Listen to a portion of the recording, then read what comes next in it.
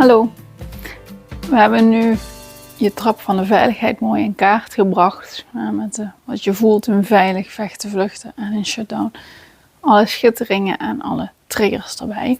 En dat is ook wel een voorwaarde, dat je daar goed van op de hoogte bent, vooral van die schitteringen, om met deze module verder aan de slag te kunnen gaan.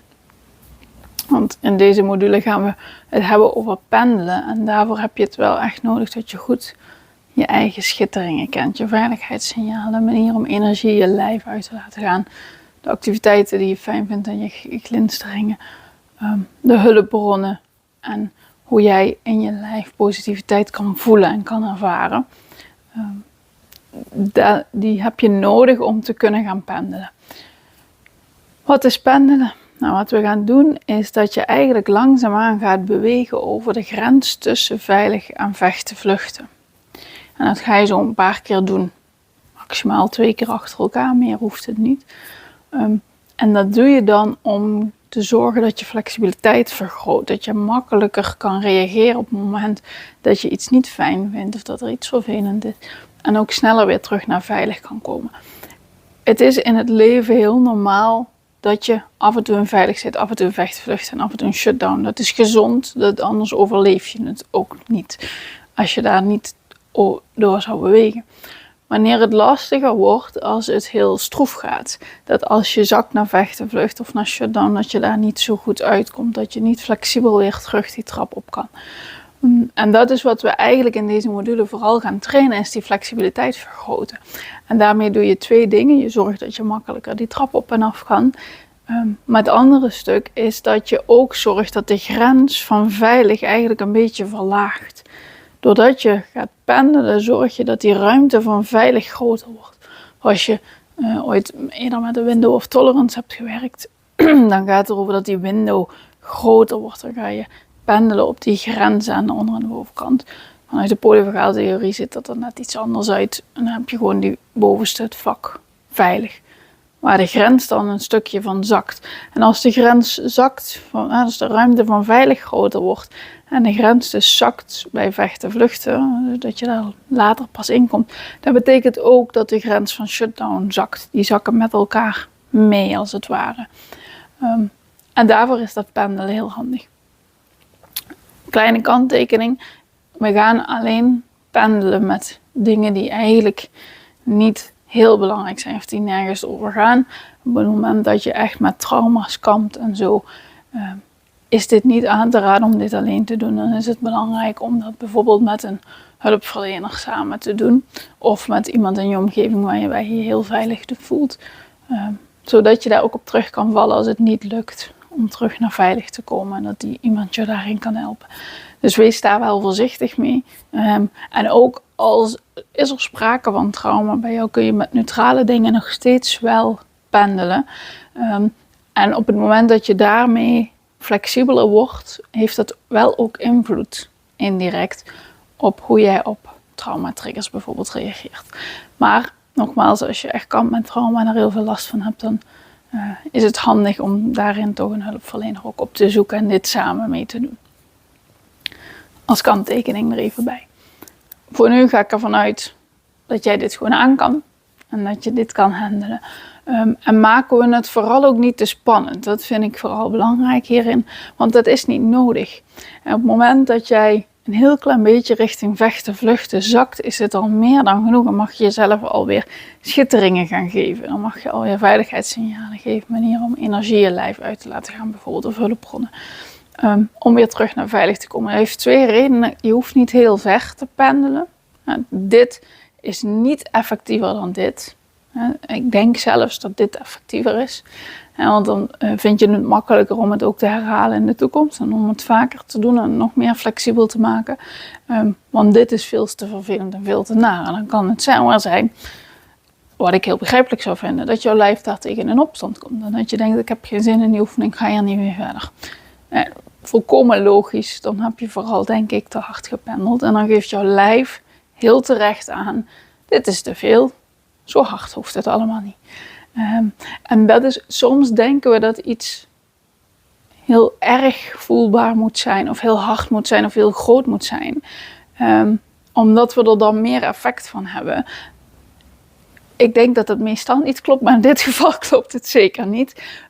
Nogmaals, dat kleine pendelen is eigenlijk efficiënter en effectiever dan hele grote halen daarin maken. Dus wees daarin voorzichtig voor jezelf en voel goed in je lijf wat het aangeeft. Als je lijf aangeeft, dit is te veel, ik vind het niet fijn, ik wil dit niet, dan klopt dat. En dan mag je daarnaar luisteren. Ja. Daarnaast is het zo dat als je een beetje zakt naar vechten, vluchten en je geeft jezelf veiligheidssignalen en manieren om energie je lijf uit te laten gaan of hulpbron of wat dan ook, van de schitteringen, dan in eerste instantie zak je meestal nog een klein beetje langer. Er zit een klein beetje vertraging op de lijn, om het zo maar even te zeggen.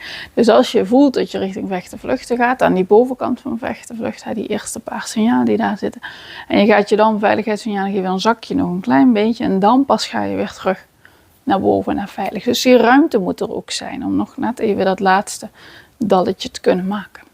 En als je dat te ver doet, dan onderin vechten, vluchten is het veel moeilijker en soms niet eens meer mogelijk om jezelf terug naar veilig te krijgen. Dus dan lukt het ook gewoon niet meer. En daar hoef je dus eigenlijk in deze oefeningen niet te komen. En dat soms gebeurt in het dagelijks leven, nogmaals, dat is normaal dat je af en toe aan die onderkant zit van vechten, vluchten, van shutdown, maar voor deze oefening is dat niet nodig. Ja, dus wees vooral lief en voorzichtig met jezelf, dat is het belangrijkste. Ik ga je een aantal neutrale dingen geven waarmee je dit kan trainen. Wat je voor jezelf kan doen is zoeken naar dingen die je vervelend vindt, maar niet erg. Bijvoorbeeld, niet dat we nog heel veel krijtborden in omloop hebben, maar dat met die nagels krassen over een krijtbord. Er zijn best wel veel mensen die dat geluid vervelend vinden, maar het is niet ernstig, het is geen trigger die je kent vanuit je leven of die ergens toe doet. Een beetje hetzelfde als dat we ook bij de bereidheidsoefeningen hebben gedaan. En die bereidheidsoefeningen zijn ook een voorloper hiervan. Je hebt toen vooral getraind om die spier, om dingen aan te kunnen die je niet zo fijn vindt, te trainen. En nu gaan we daarop verder bouwen. Vanuit het veilig vechten, vluchten, shutdown systeem in je zenuwstelsel. Dus net als die bereidheidsoefeningen gaat het ook hier om neutrale dingen. Bij de eerdere module van het zenuwstelsel heb ik je ook vooral wat oefeningen gegeven om te voelen.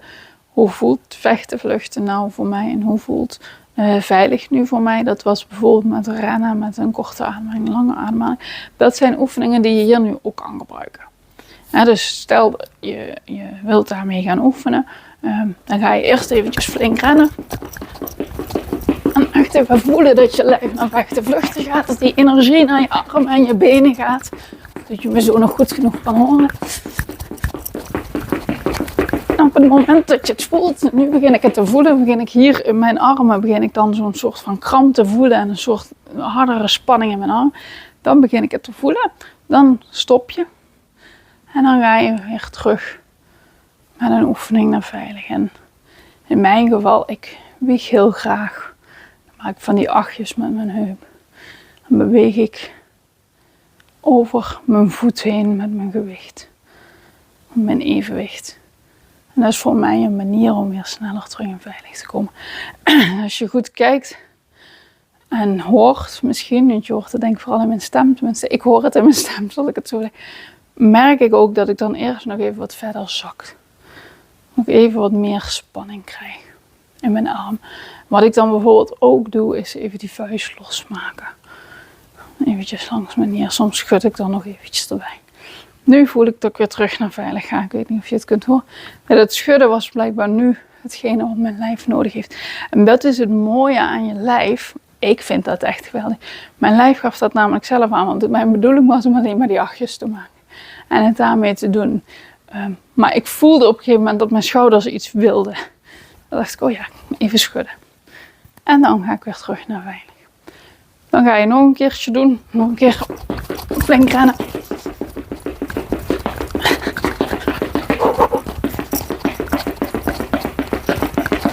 En dan voel ik hem weer hier. En ik voel hem nu ook in mijn kuiten. Ik ben nu iets harder gezakt. Dat was niet nodig geweest.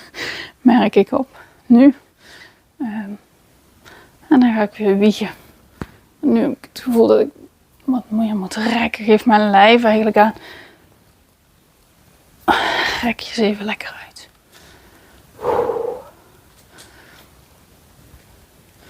En ik zit nog wel in vechten-vlucht, maar ik merk wel dat ik weer langzaam de berg opklim richting veilig.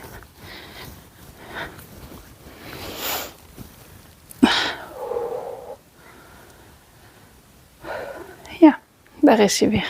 Dat is de ademhaling deze keer. Dat is het leuke, je lijf heeft steeds andere manieren. Ik zeg altijd, je moet een heel menu hebben aan al die schitteringen, zodat je lijf steeds zelf aan kan voelen welke manier werkt nou. Dus in eerste instantie was dat het schudden meer dan het wiegen, terwijl wiegen normaal voor mij echt een hele duidelijk is. En de tweede keer was het meer het rekken en de ademhaling. Die zorgde dat ik terug naar veilig ging. En als je heel bewust bent van die schittering, dan kan ik me voorstellen dat je dit nu nog niet zo duidelijk voelt. Ik ben hier al eventjes mee bezig, als ik het zo eerlijk mag zijn. Maar als je je bewust bent van je schitteringen, dan ga je ze gewoon proberen. En het maakt niet uit welke volgorde je hanteert, gewoon random door elkaar. Probeer de manieren, de veiligheidssignalen, de manier om energie je lijf uit te laten gaan. Dat schudden is een manier om energie je lijf uit te laten gaan. Dat rekken bijvoorbeeld ook.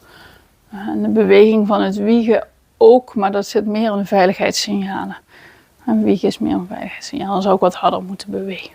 Moeten trillen, dat zie je denk ik niet, maar nu ben ik even met mijn benen zo op en neer, met mijn knieën zo heel snel van voor en achter aan het gaan. Een beetje aan het trillen met mijn benen. Dat helpt daar dan in. Je doet dit maximaal 2 keer achter elkaar, dat is echt meer dan genoeg. Hou er rekening mee dat het kan zijn dat je hier ook best wel moe van wordt. Want wat je doet is dat je eigenlijk, als je zo'n balletje hebt waar zo'n poppetjes in zitten met sneeuw erin. Wat je doet is even flink schudden aan de sneeuwbal. Dus flink schudden aan je zenuwstelsel, zodat al die sneeuw op gaat springen, zeg maar, gaat ronddwarrelen. En dan ga je wachten totdat alles weer gaat liggen. Maar dat schudden van die sneeuwbal en het wachten tot alles weer gaat liggen is wel iets wat je lijf heel vermoeiend vindt. Dus het kan zomaar zijn dat je dan daarna eventjes moe bent. En bijvoorbeeld dat een heel goed moment is voor een lekker kopje koffie of een lekker kopje thee. Eventjes een pauze in de dag. Het duurt niet lang om dit te doen. Maar je kunt het dan zo wel even doen. Je kunt dit ook op andere momenten doen. Rennen en stil en daarna rustig bewegen is een van de manieren. Korter lang ademen kan ook. Het kan ook zijn dat je bijvoorbeeld in een supermarkt aan het winkelen bent en net een tikje langer achter iemand aanloopt dan dat je eigenlijk zelf fijn vindt. Niet de hele supermarkt lang, maar het gaat echt maar om 2-3 passen. Dat je daarbij voelt, ook voor het spanning ontstaan. Bij mij zou dat soort spanning wat meer in mijn buik beginnen, alsof daar zo even iets ingedraaid wordt. Ik voel die spanning ontstaan, ik hou me heel eventjes vast, 2 tellen. En dan ga ik iets doen waardoor ik me rustiger voel, dus dan ga ik juist wegdraaien. Zo kun je daar een beetje mee gaan spelen. Je hebt heel veel manieren en dan mag je voor jezelf gaan kijken. En misschien ook nog eens kijken in die bereidheidsoefening of daar dingen bij zaten die je echt wel in je lijf voelde dat je dat minder prettig vond. Nogmaals, je hoeft maar een heel klein beetje van dat minder, je hoeft maar een heel klein beetje naar vechten, vluchten en dan ga je weer terug naar veilig. Als je dit zo een aantal keer doet, dan leer je aan je lijf nog veel beter kennen en voelen wanneer heeft mijn lijf nu wat nodig, wat bij mij net ook gebeurde. Je wordt flexibeler op die trap en die ruimte van veilig en daardoor ook de grens van vechten, vluchten en de grens van shutdown zakken naar beneden, waardoor de ruimte van veilig groter wordt. Dus je kunt hier zo lekker mee gaan spelen en gaan experimenteren om jezelf daar nog beter in te leren kennen. En jezelf wat meer flexibiliteit te gunnen om te kunnen reageren op verschillende situaties. En als je dit maar vaak genoeg probeert, dan zal er ergens een keer, merk je per ongeluk in een dagelijks leven situatie die je meemaakt. Nu kan ik ook sneller mezelf veiligheidssignalen of schitteringen geven. Energie op mijn lijf uit laten gaan of hulpbronnen gebruiken. Zodat ik ook in die situatie sneller weer terug naar veilig kom. Dat ik flexibeler daarop kan reageren. Of minder snel zak naar vechten en vluchten. Dus ik wens je vooral heel veel plezier en heel veel succes. Nogmaals, hou het leuk en luchtig voor jezelf en voor je lijf. Het is echt niet nodig om het vervelend en pijnlijk te maken. Want het is absoluut niet meer effectief. Ook al voelden we dat soms zo. Of ook al vertelt ons verstand, de radio in ons hoofd, onze verstanden, soms dat nodig is. Dat is echt onzin. Dat hoeft helemaal niet. Dus veel succes!